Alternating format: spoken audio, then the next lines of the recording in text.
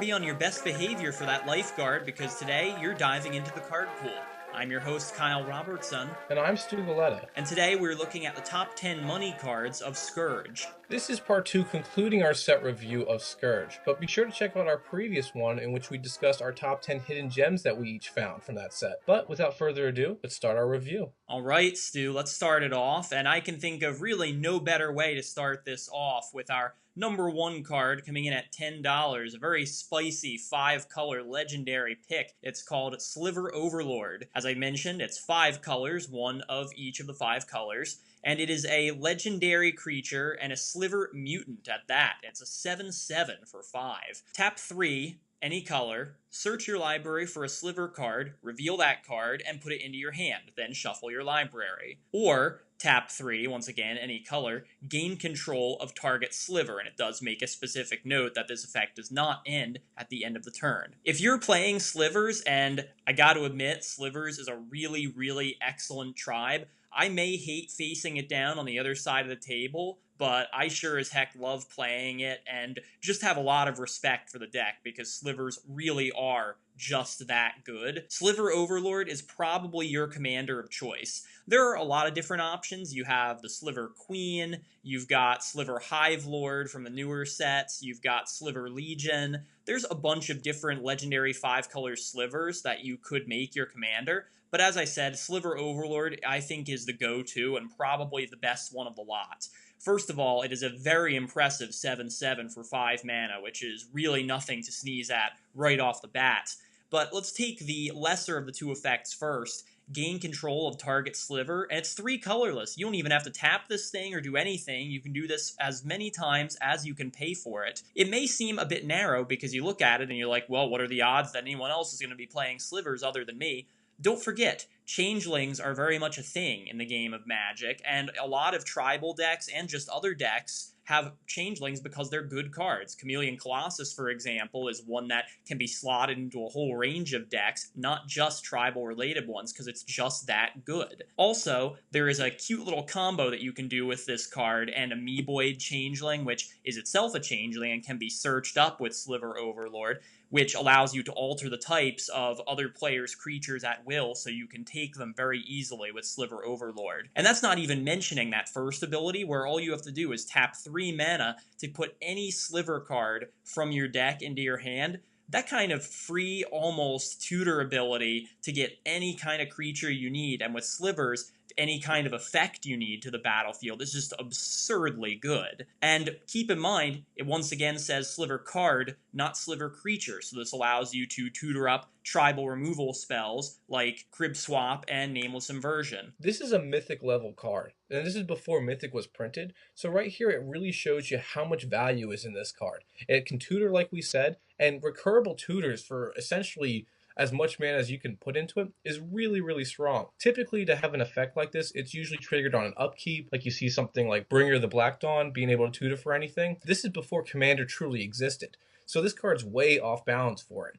Now, if it was being created today, it would probably have a little bit of a different stat and a little bit of a different cost to do that search ability. But for back then, they wanted to make this fun and impressive and try to create a new style of play for it. If you're facing this deck, you have to be able to quickly destroy whatever they have, because if it sits, they can make a Shroud, indestructible army with flying and death touch and lifelink and poison, and it just grows and grows. So if you haven't seen a Sliver deck and you want to make a budget one, just check these cards out. It's like a fair version of Infect, and that right there is already blowing people's minds. Now moving into our number 2 slot, we have an awesome card for 550 called Stifle. It costs 1 blue and it's an instant, and this card reads counter target activated or triggered ability. So it's a very simple card. It's a different style of counterspell because typically a counterspell counters the cost of playing a card. Not in this case. What this one does is it stops some sort of effect on the field. If a creature is using a tap effect, a sacrifice ability, or even a planeswalker is using some sort of loyalty ability, you now have the ability to stop it. And correct me if I'm wrong, Kyle, I believe this is one of the first cards that ever had that effect to make it so that you can then counter an effect. Yeah, Stu, Stifle was pretty much the first instance of a card that could counter activated or triggered abilities, and I would add that this can also stop generic enters the battlefield abilities too, because those are triggered abilities, and God knows there are enough broken ETB effects out there to make it worth it right there. I'll also point out the fact that this card has become a little outclassed in the more modern cards. In my personal choice, I would love to have something that can either stifle and counter, as opposed to being limited to one or the other. Now, again, this is an older card, and for back then, people ran counterspell and stifle just for the fact that they had a stronger amount of versatility. But this is still a great card to run in any deck. There's just more things that have a similar effect to it now. But this is the original OG guy that we had for this, and it still makes a significant impact in the game. Nowadays, we have cards like Void Slime and Disallow, as you were mentioning, Stu, that can pretty much do the same thing as well as other things. But Stifle, for 1 mana to counter those kinds of abilities that are out there, you really can't beat that rate. And one of the just meanest things you can do with this is to counter the activated ability of somebody's fetch land. So they go through all the effort to probably pay life, crack a fetch land that doesn't really do anything on its own. You stifle it, and they get nothing for all that work. That just kind of adds insult to injury, but it is a very real use of this card and shows how good it can be. Looking ahead to number 3 on our list, for $5, we have Undead Warchief. This is an interesting kind of tribal card. It costs 4 to play, 2 colorless, and 2 black. It's a zombie, as you might have guessed from its name, and it's a 1/1. Now, all other zombies you play cost 1 colorless less to cast, and zombies you control get +2/+1.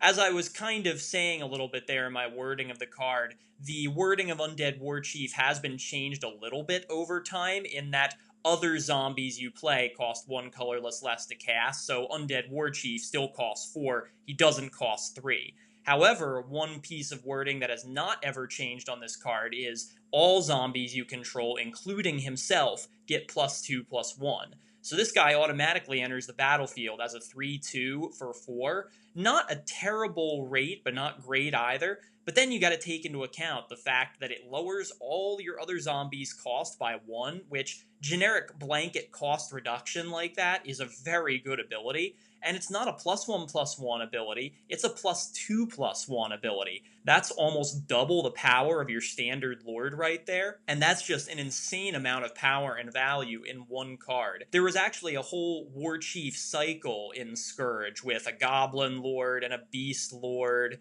and other various types of lords that were supported in the different colors, but I think Undead Warchief is probably the strongest one, just because of the cost reduction and combined with the overwhelming stat boost that it kind of provides for a lord. Also, it's in zombies, a creature type that loves to swarm and loves to play things out as quickly as possible. This card goes in so many different decks, zombie, tribal, or no, just because of the immense bonus it provides. And the reason it commands a price tag like this is because, yeah, after all this time, even still, it remains one of the best tribal lords out there. This is a great tribal card, and I mean, it does a lot of different things. And typically, what you see for some sort of like mana reduction card, like Foundry Inspector, it has the same kind of stats. It is a 3/2, and it has the ability to also lower the cost of artifacts. But in this case, instead of having the 3/2 body on Undead Warchief, which is definitely a lot stronger, and it does cost 1 more mana, I would gladly play that 1 more mana to have an Anthem that big. It's really strong, it's really powerful. Now, going into another blue card, our number 4 slot is going to a blue enchantment. Decree of Silence. It costs a whopping 8 mana, 6 generic, and double blue. And it reads, whenever an opponent plays a spell, counter that spell and put a depletion counter on Decree of Silence. Now, it also has the added clause for cycling if you pay 4 generic and double blue, and when you cycle Decree of Silence, you may counter target spell. So this is a very versatile enchantment. It can play as a sorcery in effect, or it can also be an on-the-field enchantment. So this way you can make it so you can have more counters, or you can have less. Cycling is an instant speed effect, so this way you can make it so you do get the counter that you need, and you draw a card. But it does cost 2 less mana, so A counterspell for 6 mana is very, very expensive, and there's a lot of cheaper ones out there. You have Mana Drain, you have Counterspell, you have Cancel. So for 6 mana, it's very steep. However, the added clause of when this is an enchantment is very good for the fact that you can counter 3 spells. So you can have this counterspell be greater, especially for the mana cost. You want this to be greater, and this is a really strong card. It goes great in blue-white control decks or Enchantment Matters decks, because it's just a strong card. You can give this thing Shroud if you're playing Greater Aromancy, and it can be saving itself longer and longer, and it is just an overwhelming card to go through. This actually is kind of a counterintuitive card, because in a lot of cases, when something puts counters on itself, you want more of them to be on here, which makes them good with cards like Proliferate. Decree of Silence is really not at all good with Proliferate and those kind of cards, because you don't want the depletion counters on there. In fact, you want to take them off if at all possible. And I should note, there really aren't a whole lot of cards in Magic that can just take counters of any kind off of permanents. There are a few, like Power Conduit and so forth, but where this card kind of really shines and a fun little place to play this is in a Chisei Heart of Oceans deck. It's a random mono blue legend from the Kamigawa block that basically, in order to keep this big flying dude around, you have to pay the cost of removing a counter from a permanent you control at the beginning of every upkeep. Random combination, I know, but combine that with Decree of Silence, and you can almost lock other players out of the game and stop them from playing anything good. As you were saying, Stu, 6 mana to cycle this and counter a spell, even if you are drawing a card off, it is a little too expensive nowadays. But for 8 mana, that ability to shut down at least 3 spells, that's pretty much where you should be at if you consider the base rate for countering a spell to be 3 mana. So add that up 3 times, 9. 8's actually kind of a discount when you think about it. A very interesting card. It certainly doesn't belong in every deck, but decks that can kind of make use of this and want that versatility, yeah, this is a card to consider. Moving on down the list, at our number 5 slot for the price of $4, we have a black sorcery, and it's called Decree of Pain, and it's a pretty powerful one at that. It costs a whopping 8 mana to play, 6 colorless and double black. You destroy all creatures, they can't be regenerated, and you draw a card for each creature destroyed in this way. Now, it can also be cycled for 3 colorless and 2 black, and you draw a card when you cycle, obviously, but also when you cycle Decree of Pain, all creatures instead get -2/-2 until end of turn. I really like this card. This is probably my favorite black board wipe and what I consider the best one for versatility and card advantage. Definitely not the best one because of its prohibitive mana cost, because 8 mana is kind of a lot when other colors can do this for just 4. Even black can. I mean, Damnation is a thing. Mutilate is almost the exact same thing. Maybe better sometimes. But I love this because just think in many games, especially a multiplayer one, of the absurd amount of card advantage you can generate from this thing, all for doing exactly what you want to do, which is clear out all kinds of problem creatures. Regeneration isn't so much a thing anymore, but it does catch a bunch of old cards off guard without being able to regenerate, which is also kind of nice. I also like the idea that the cycling mode on this can also kind of be a board wipe at times, but is maybe even better than the actual card itself, because if you're playing, think about it, a deck with a bunch of big creatures and you're facing down a token deck, you might be at a little bit of a disadvantage. But with Decree of Pain, you could take out conceivably their entire army while keeping your own intact, and drawing a card on top of that as well, that's pretty awesome. Oh yeah, we'll draw multiple cards on that note, Kyle. That's what the real energy is on this card. I mean, honestly, I typically like a card like Damnation just for the low cost and playing out just destroy all creatures, but having the versatility, like you said, all these different kind of modes on it really does make it shine. And it's almost like a slightly more expensive Languish,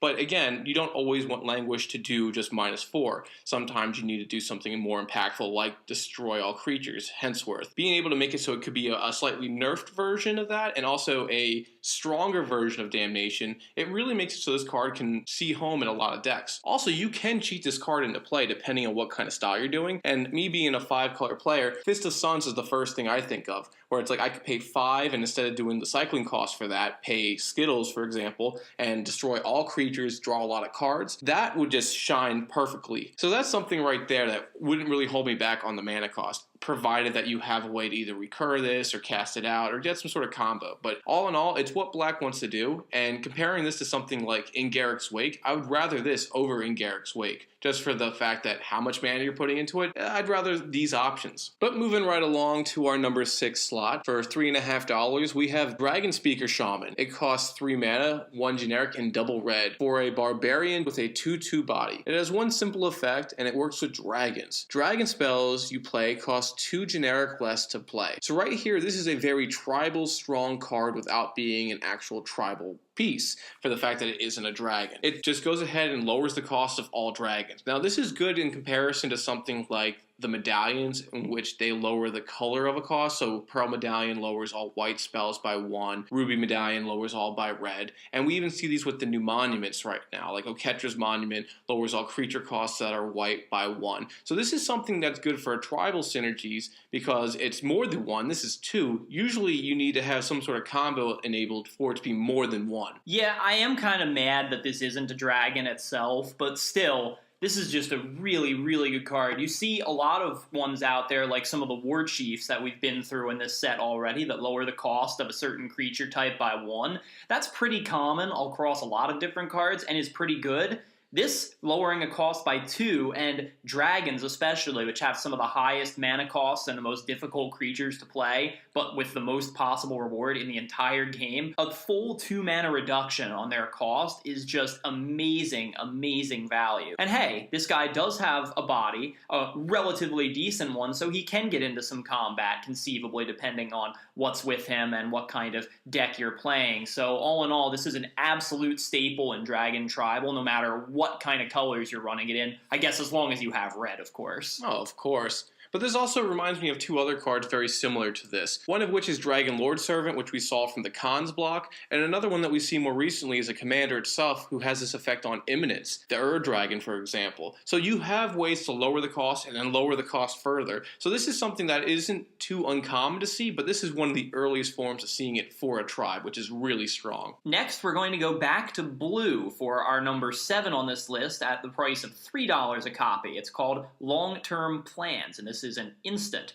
It costs 3 mana, 2 colorless, and 1 blue. Search your library for a card, shuffle your library, and then put that card in 3rd from the top. This is pretty notable, I think, because we see blue able to tutor for certain things. Fabricate for artifacts, mystical tutor for instants and sorceries, but we don't really see blue able to get anything it wants from its own deck, other than perhaps through mass card draw and hoping that you get what you're looking for. This is very notable in that black is really the only color that gets whatever it wants by tutoring, and the blue having it obviously makes this really, really good. The catch, though, is that you have to have patience with this. There is no immediate return on your investment, and it can also be dangerous if you or other players are doing things that are causing you to shuffle your deck a lot. So the card that you put in 3rd from the top, even if you are planning on just drawing it next turn or something, might not be there by the time it gets there. It's like if you play a fetch land, then oops, there goes your whatever card that you got.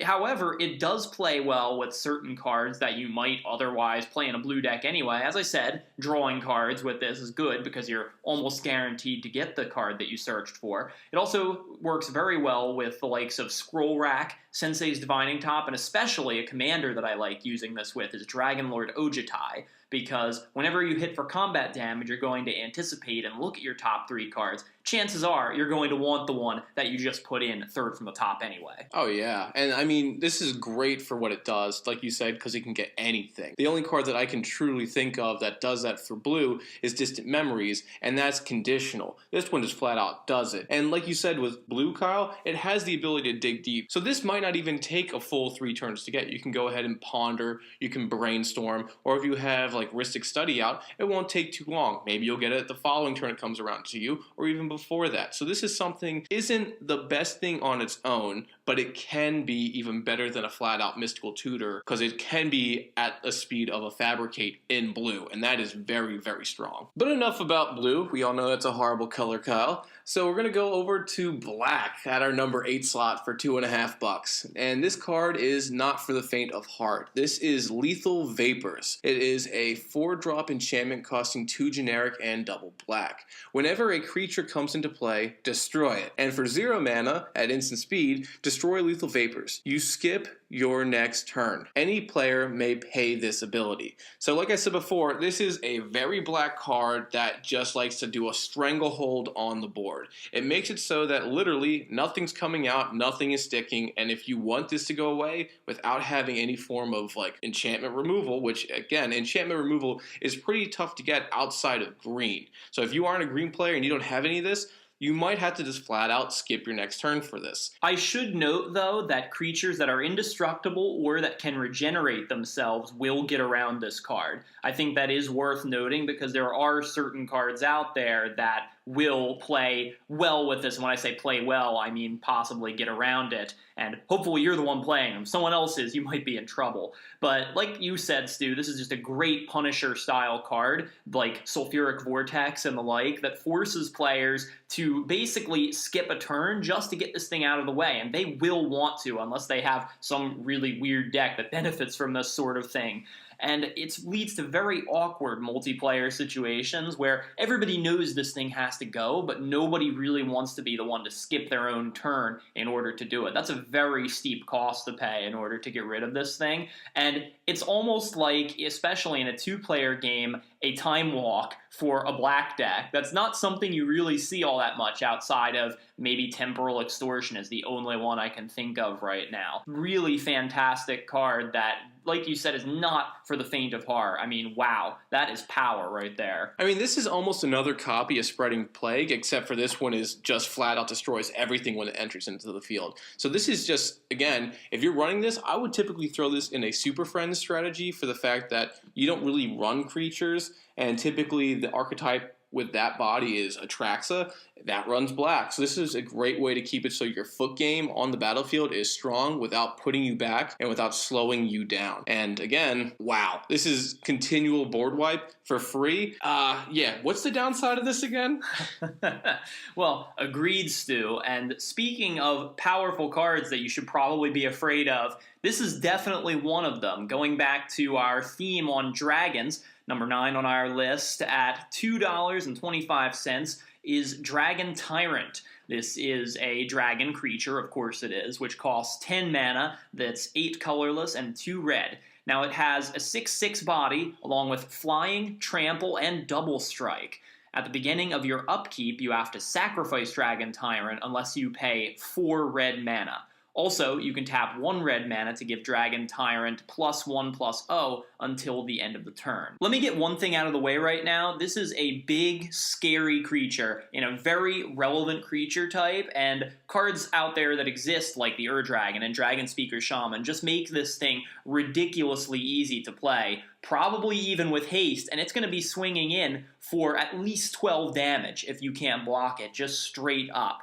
However, I do think that unfortunately, Dragon Tyrant has probably gotten outclassed over time in terms of big scary dragons. I know of a lot of different dragons, especially multicolored dragons, I would much rather play over this card. Perhaps this can go in different decks than those dragons can, but still. The upkeep cost especially is what really gets me with this card, because paying 4 red, and that's 4 solid red, every upkeep just to keep this guy around can be a little prohibitive unless you're in a mono red deck, and even if you're not, tying up the mana like that is not necessarily that great in the late game. However, I will say, though, that double strike is what really makes the card scary here, and with the fire breathing effect, which it has, as it does, you're basically tapping 1 red to add 2 more damage onto it every time it hits somebody, and that is pretty powerful, I'll admit. Oh yeah, and I mean, like you said, Kyle, the whole upkeep cost, that is the downside to this, but I would argue it could also help you. I would love to see this in a Rakdos deck, I mean, with any kind of Reanimator commander at the helm, just for the fact like you can go ahead and wheel a Fortune this to the graveyard, and then do some sort of combo with like Reanimate, bring it right back, and then keep it going with that. So you could inherently get around the mana cost on this hefty dragon. And being able to, like you said, fire breathe this thing up, and also has trample. It has trample. This didn't have trample, and it only had haste. I'd argue that it might not be too good, especially because of the fact that it has double strike. But for the fact that it does have trample, oh, yeah, good luck chump blocking this, because any strategy you had to avoid damage, it's not going to work right now. Well, honestly, I think if they were to remake this today, I think they would just lose the upkeep cost, because it's just fine as it is. Like, it's not like it's so overpowered now, where like back then this is like, oh my goodness, oh lordy lord, this dragon's on the field. What could I ever do about this? Oh, well, they have to keep obligating their mana. That was the only way to make it so it was kind of nerfed to be fair. I don't think that really is that impactful anymore. I mean, someone please correct me in the comments below, but I think this thing's fine as is. Yeah, and it costs 10 mana, and it doesn't really have any built-in protection for itself of any kind, so it probably would be fair if you just lost that upkeep cost. Yeah, now if it had pro-white or pro-black, then yes, I could see that, and that would be something to be formidable. Going on to our number 10, for $2, we have a sorcery called Tendrils of Agony. Now this costs 4 mana, double black, and double colorless, for the effect of target player loses 2 life, and you gain 2 life. But in addition, it also has Storm stapled onto it, which we've gone over about before. So this right here is essentially a winning combo piece to Storm by being able to siphon life from all your opponents and making so that you can go ahead and just flat out win the game. Yeah, this is one of Storm's main win conditions. Unfortunately, you can't play with it in Modern. That's what Grape Shot is for. But this is played in some of the older formats, which also have Storm decks. The best thing about Tendrils of Agony, in my opinion, aside from the fact that it drains life and gives you life back, which is pretty sweet and you can do a lot of things with, like Aetherflux Reservoir comes to mind as well.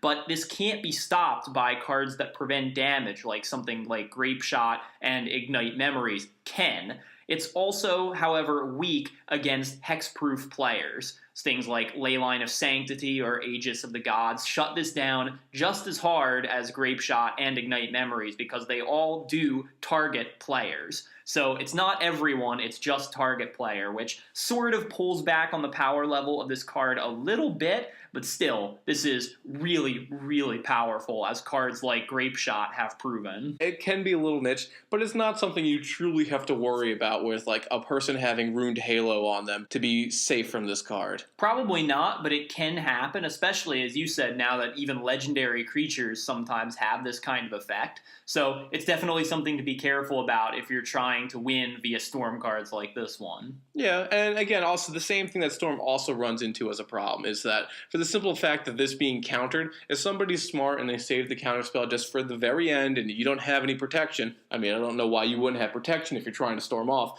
but just in the same effect, if they have some sort of counterspell, that's also another bane to this kind of style. Well, that does it for our review of Scourge. We've seen all of the money cards, we've looked at our hidden gems, and now it's time to rank it as a whole. Stu, would you like to explain our ranking system? So we rank on a scale from bronze, silver, gold, and platinum, and we base this off of the overall mechanics and themes that we see of the set, how we feel the impact is that it's affected on Magic, and lastly, the gems that we ourselves have found. So Kyle, based off of that, where would you rank this? Well, I was really torn, Stu, between giving Scourge a gold or a silver, and maybe it's uncharitable of me, but I finally settled on silver. There are a lot of things that this set does have in its favor. For one thing, I would argue that the impact on the game was pretty large, if for no other reason because this introduced the Storm mechanic to the game, which has spawned some of the more broken competitive strategies and more powerful cards in Magic history. That alone kind of puts the power level of this set really up there. Also, in the money cards and our hidden gems, there are some pretty cool cards here. There are tribal staples. Tribal was a huge focus of the Scourge set. We see great zombie cards. We see great dragon support cards. We even saw a few great goblin support cards too, and that was actually a huge part of what made this set what it was. Heck, we even have an awesome Sliver Tribal Commander, which is pretty darn cool as well. But there are also, to balance that out, a lot of other cards that I just can't quite get behind, really. Looking at cards like Riptide Survivor that kind of use Morph and stuff to kind of their advantage, I've never been a huge fan of Morph. I feel like you put a lot more into these things than you get out of it. And Morph as a mechanic hasn't really aged all that well and doesn't turn out all that popular with the Commander crowd most of the time. So maybe that's just my personal bias against it, but I've never really cared for that whole thing. In my opinion, Scourge definitely deserves a silver for sure, but I think it falls just short of a gold. I also kind of like the fact in this set that there are dragons being one of my personal favorite creature types in all of Magic, and I think a lot of players would like to agree. Scourge kind of inaugurated the era of battlecruiser Magic, which was later, I think, done much better and perfected in a set like Rise of the Eldrazi. These cards, like Dragon Tyrant, for example, while they were probably pretty powerful when this set was first printed, again, they haven't really aged all that well. So, like I was saying, I think Scourge deserves a silver. Some things about this set, like Storm and Tribal, did age very, very well. Other things, like Morph and whatnot, did not. So that kind of marks it down a tiny bit in my opinion. Overall, I gotta go with the silver medal. Well, I think, Kyle, this will be our first set that we will be disagreeing upon, because I'm giving it a platinum. No, I'm kidding. It's definitely a gold. I love this set for a lot of different reasons. It has its highs and its lows, like you said. Now, I think the highs are a little bit greater than the lows. Now, I will agree with you that I don't think there's any one creature in here that really sticks out to me as being something absolutely incredible, except for maybe Forgotten Ancient that we talked about. There's a lot of staples that we see as in support. Now, you said tribal support, but I say we see a lot of really good instants, sorceries, and enchantments. And those are good in a variety of different decks. And there's no one true theme here, like you said. Like, yes, there is some morph, but the one morph card I found, Mischievous Quainar, he is just an interesting card that is so abusable, and I've never seen it. So there is a lot of hidden potential here. Now, there are some synergies that are very obvious, like we said, with Storm, and there are also some very obvious tribal ones. But I think there's still so much meat on the bone still. I agree with you as time has progressed. A lot of these cards have gotten outclassed. And I mean, that makes sense. Cards are supposed to, as more sets happen with that. But the fact that we're still able to find hidden gems in this set that are really abusable, really forgotten, and can really make an impact on the game, I would argue they're worth a lot more than what you would actually buy them for. And for that, I'm not giving up on this set. I still think it's a gold. It's not close to a platinum. I think it's just higher than a silver. Not by a lot, but like if we're going from like a C plus to like a B minus, it would be at the B minus, just over the hill. So I love this set. I would even like to draft this set at some point in the future if I get the money for a box. But I think it is rooted strongly in a gold. So that's our pool time for today, and once again, if you liked what we had for you today, make sure to check back in our previous video where we talked about our top 10 hidden gems from Scourge as well. And if these toys are something that you use in your decks, be sure to let us know in the comments down below. And if that's not truly your style, be sure to let us know on Twitter at MTGTheCardPool or email us at mtgthecardpool@gmail.com. I'm Stu Galetta. And I'm Kyle Robertson, and we'll see you next time at the Card Pool.